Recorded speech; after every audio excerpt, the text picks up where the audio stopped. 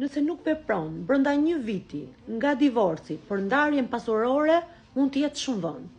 Ligji nuk thot që duhet ta kërkosh atë brenda një viti, por çfarë thot Neni 94 i kodit të familjes? Nëse njëri nga bashkëshortët te i kalon të drejtat e veta mbi pasurinë e përbashkët, mund të kërkohet nga bashkëshorti tjetër anullimi i veprimit. Gjithmonë nëse ai nuk e ka dhënë pëlqimin dhe vetëm nëse kërkesa paraqitet brenda një viti nga mbarimi i bashkësisë ligjore, pra brenda një viti nga divorci. Po marrim një shembull të një rasti më të zakonshëm në praktikën gjyqësore. Dy bashkëshortë divorcojnë në gjykat, po nuk bëjnë ndarjen pasurore menjëherë.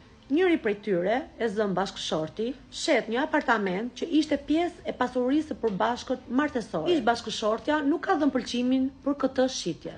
Ka kaluar më shumë se një vit nga divorci dhe nuk është bërë as ndarja pasurore, as nuk është kërkuar anullimi i shitblerjes. Mesazhi ligjor i këtij Neni është që afati është elbësor dhe ti duhet të veprosh brenda një viti nga divorci për ndarjen pasurore. A e ke gjetur veten ndonjëherë në këtë rast?